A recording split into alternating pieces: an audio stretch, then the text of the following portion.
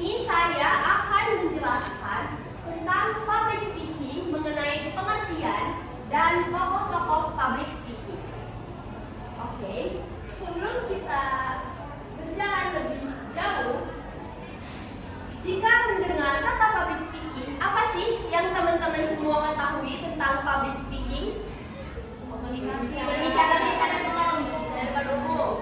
Oke, jadi public speaking adalah suatu seni berbicara menggunakan teknik persuasif sehingga menarik para audiens untuk merubah perilakunya sesuai dengan kemauan para komunikator atau para penyampaian pesan. Oke, selanjutnya kita ke latar belakang public speaking. Jadi, sebelum ada istilah public speaking, terlebih dahulu namanya adalah retorika dalam bahasa Yunani yang berarti keahlian berbicara atau berpidato. Nah, selanjutnya dalam perkembangan retorika mengenal 3 bentuk, yaitu yang pertama, menurut Socrates atau bapak retorika, demi penemuan kebenaran. Dan yang kedua, yang dikutip dari filsafat sofisme, retorika itu demi kemenangan atau hanya kemenangan saja. Nah, yang ketiga ini, retorika sebagai alat persuasi yang menggunakan penemuan-penemuan terakhir dalam bidang jiwa, dan karenanya mulai menggunakan nama scientific rhetoric.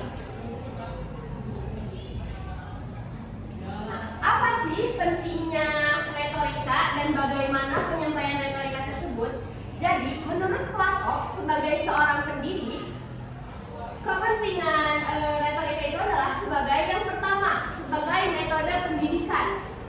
Dan yang kedua, sebagai alat kedudukan untuk pemerintahan. Dan yang ketiga adalah sebagai alat mempengaruhi rakyat. Contohnya apa mempengaruhi rakyat? Seperti kampanye ya, seperti kampanye itu.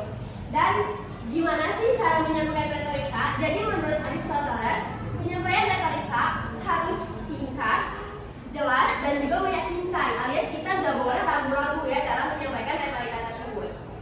Nah, selanjutnya kita masuk ke pengertian public speaking secara bahasa.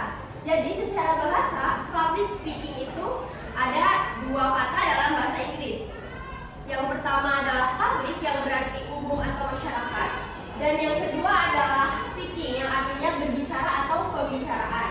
Nah, bila digabung, public speaking adalah bicara umum, bicara publik atau bicara di depan publik seperti ini.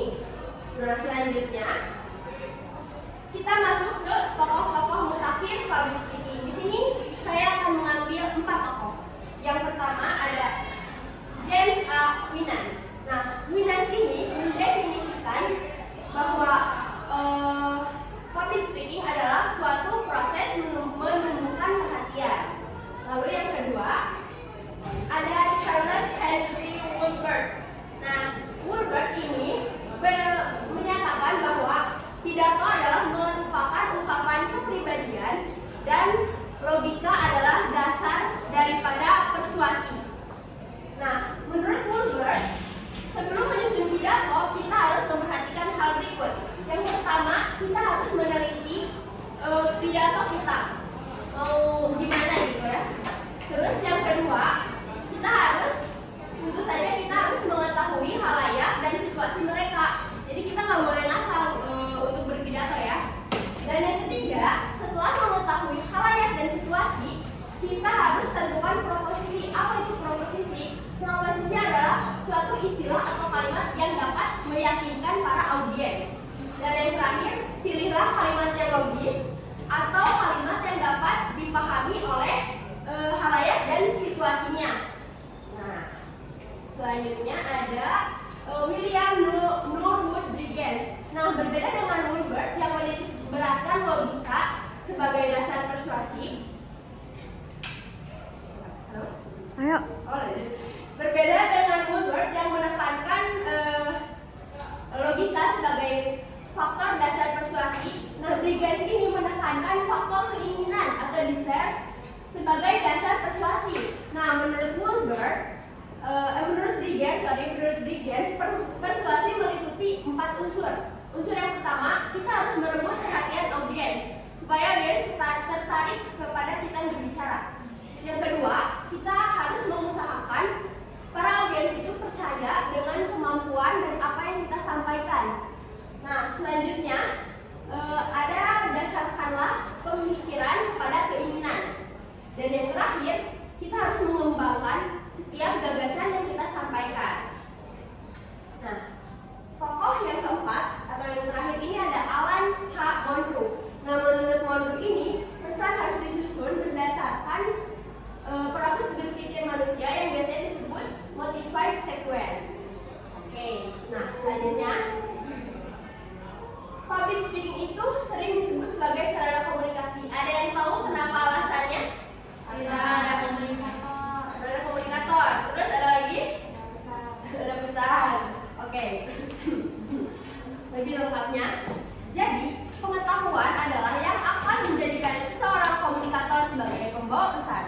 Nah, mempunyai kemampuan untuk menyajikan gagasan kepada audiens. Nah, dengan demikian, para komunikator akan dapat menyampaikan pesannya secara cepat, tepat, dan juga taktis.